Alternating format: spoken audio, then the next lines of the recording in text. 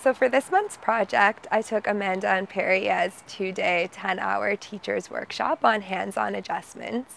And I've decided to make a little video for you just showing some of the favorite adjustments that we learned. But before we get into the video, I also wanted to share just a couple important topics we covered.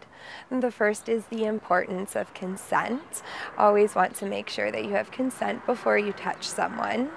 The other is the reason why we give an adjustment. So ultimately, all adjustments are given in order to give love, but more specifically, you could give an adjustment to help a student with alignment, to help them extend or get deeper into a pose, or to increase relaxation.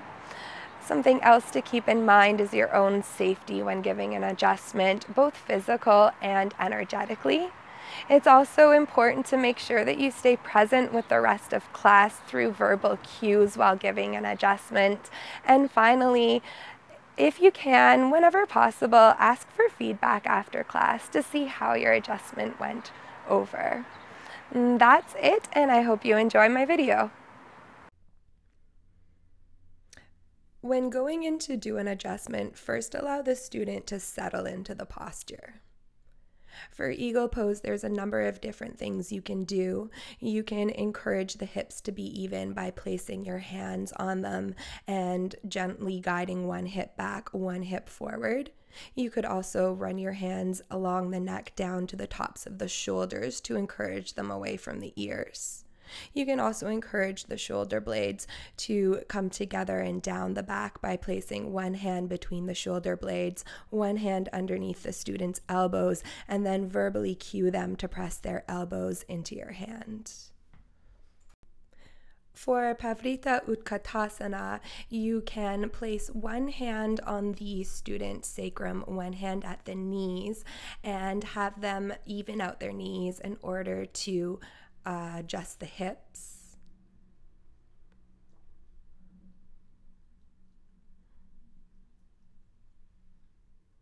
Another option to encourage depth of rotation would be to start off by placing your hands on the rib cage, cue them to lengthen the back, and then place one hand between the shoulder blades while keeping the other hand on the rib cage to encourage the twist.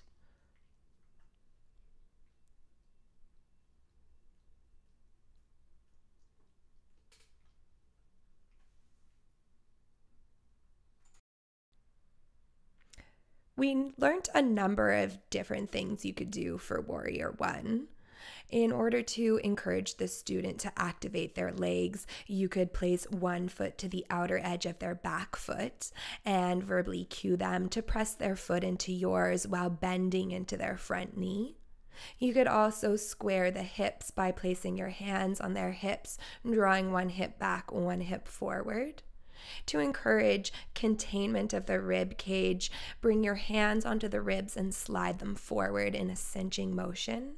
You can also encourage internal rotation of the forearms by placing your hands on the forearms and guiding them in while verbally cueing the student to bring their pinkies in towards each other.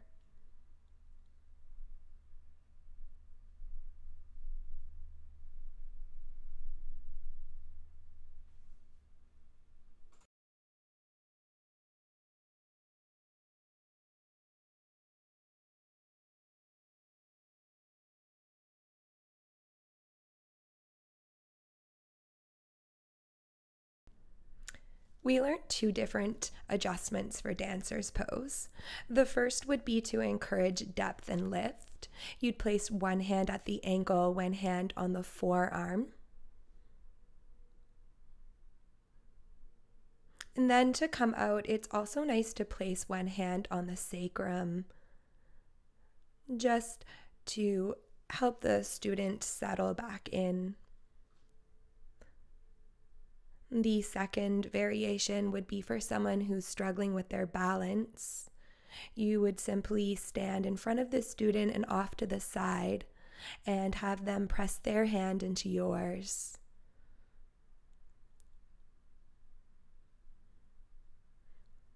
And be sure to stand far away enough from the student to allow them space to come forward.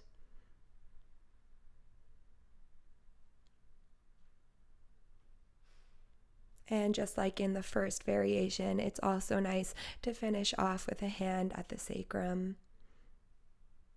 Anytime you bring a student deeper into a pose, it's also a good idea to help them settle back down. In order to encourage length in the back body, you could come from behind the student, place your feet to the outside of their legs, wrap your arms around their hips and interlace your hands, and then simply lean back. The other option would be to come from the front. You could step 1 foot between their hands and place your hands on their low back around the area of the PSIS, and then gently start to lean your body weight forward while verbally cueing the student to press their hands into the mat and send their tailbone up towards the sky.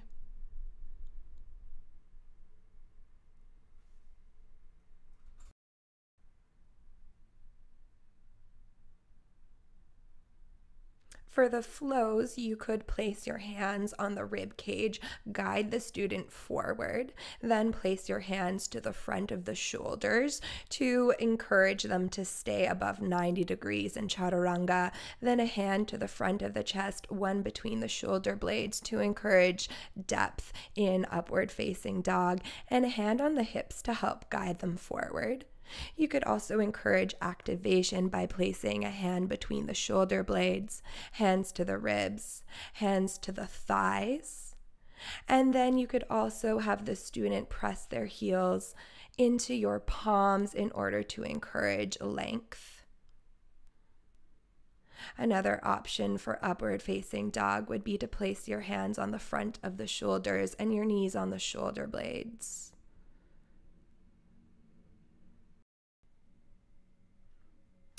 For bridge pose, there are a couple options. For people whose knees are splaying apart, you can place your legs to the outside of theirs. Verbally cue them to gently press their knees into your legs, and also place your hands on their hips for support as well as encouraging lift.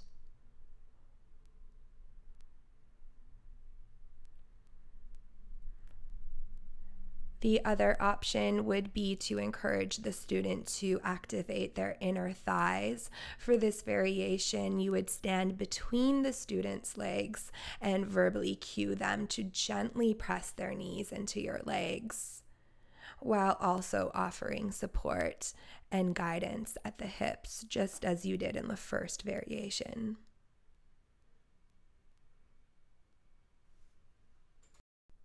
For bent knee shavasana, you could sit on the student's feet with your hands just underneath their knees and gently lean back, encouraging a lengthening of the spine, and then give the backs of their legs and heels a massage. For child's pose, you could sit at the student's head and start off by massaging the tops of the shoulders. Then run your hands down the erector spinae to the hips, about the area of the PSIS. You can then run your hands back along the rib cage, creating a circular motion. Do this for a couple rounds, and then you can finish off by giving the student's arms a little massage.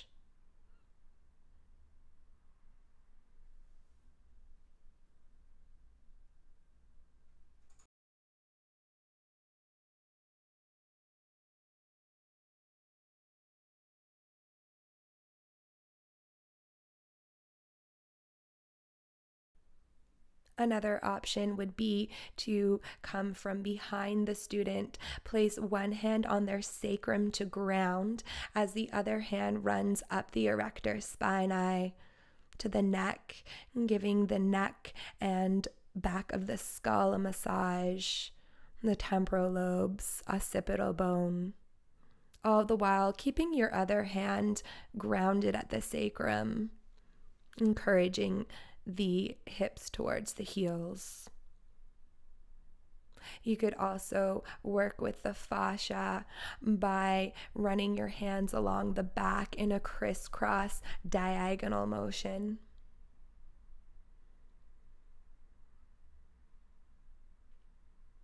Finally, you could also place your knees at the student's glutes, and then one hand again grounds at the sacrum as the other hand runs up the back to the neck, giving a little massage. This variation puts more pressure on the student and is a deeper adjustment.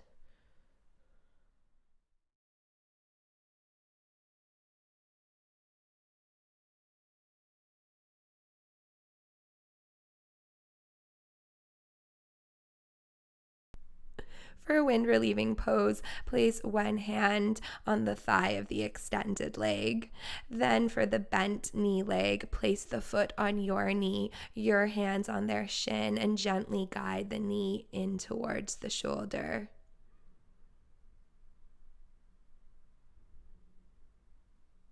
Make sure to verbally check in with the student as well as watching their breath in order to make sure that you're not taking them too deeply into the posture.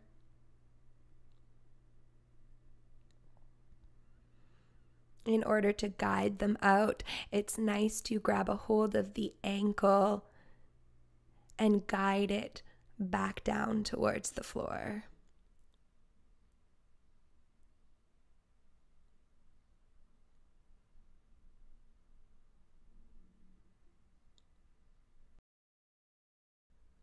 For double wind relieving pose, you would place both the feet on your knees, your hands to the student's shins, and then again, just gently using your body weight to encourage the knees to draw in and up towards the shoulders.